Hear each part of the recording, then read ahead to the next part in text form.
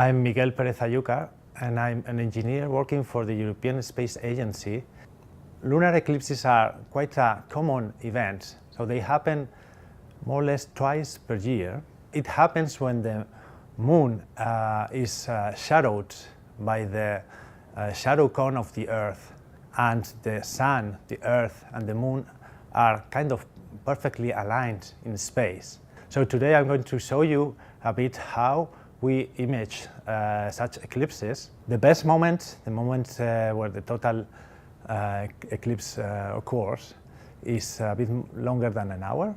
In that moment, it's not completely dark, the surface of the moon.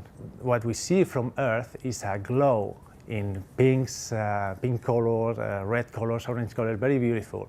It's really the view of all the sunsets and sunrises that are happening in the Earth at the same time, projected into the surface of the moon. So it's a very unique event and very beautiful.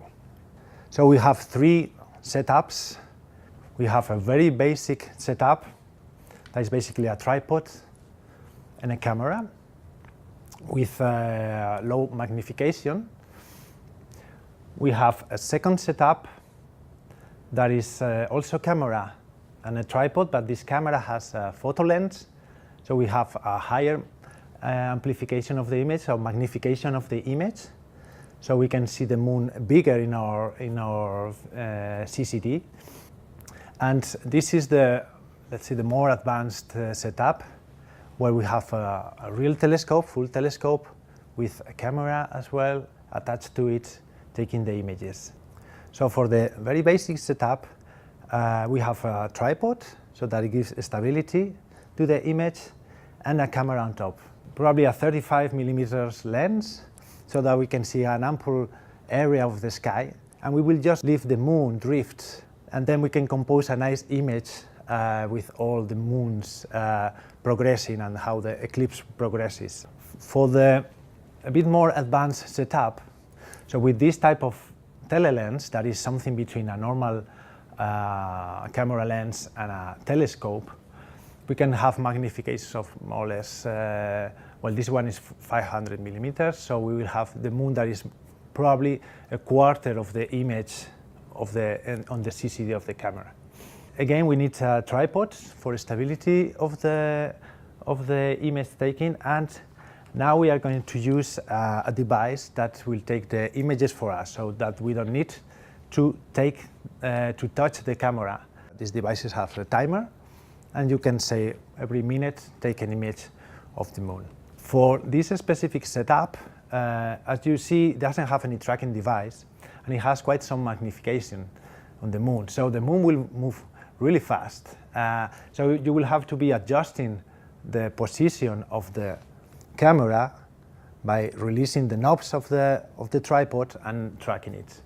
As well, the exposure times cannot be very long, because you will really see a bit of the blurring as the moon moves in your CCD. So for the penumbral part of the eclipse and the early partial eclipse, you can use exposures of 1 millisecond up to maybe 10 milliseconds. That should be good enough with a fixed setup. For the full eclipse, total eclipse, you will have to expose a bit more, so probably up to 100 milliseconds. So there you might start seeing a bit of the blurring, and that's why if you want really sharp images of the moon, you need to go to a mount device, like the more advanced setup that we have, in which we are really tracking the moon. So we need a telescope that has a quite large aperture, so we can have images that are very short exposure times to avoid any blurring for the atmosphere. So in this case, we have a kind of 1 meter focal length telescope with 25 centimeters aperture, and we have put again a reflex camera, and we'll start exposing at a regular interval. We use again an intervalometer, so a device that will allow us to not touch at all the device while the event happens. In this case as well, we have mounted it in a mount. So the mount will we will set it up such that it tracks the moon as it progresses in the night sky. So we really will not have to touch even the tripod or any of the device during the observation. With this type of device, you will get the best images of the moon. The moon will change quite a lot the brightness during the eclipse. So we will start really bright as the full moon, and will slowly dim its lights.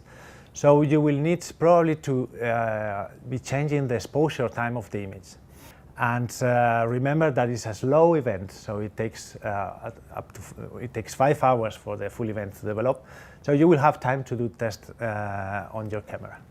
So the best is that you try several settings until you reach an image that you like, and then you continue with that. The eclipse occurs in the night, if that's clear. So it's important that you have warm clothes. Also, it's interesting if you can have some buffers that you can put on your lenses, because the dew and maybe ice, you can maybe have condensation on the lenses. So with that you will avoid quite a big part of it. Remember as well to have your batteries ready before the event, so fully charged batteries, your SD card fully empty. You can also image the moon from inside your house if you feel like better to be inside of the house through a window. So the moon is very big, it's 0.5 degrees in the sky. So you will have some blurring of due to the thermal movement of the atmosphere, especially you have difference between the inside and the outside. But in general, the moon is big, so you will have pretty good images also from home. Of course, you will need to check first the weather forecast. We depend on the weather to take the nice images, or in fact to have any images maybe. So I wish you all clear skies.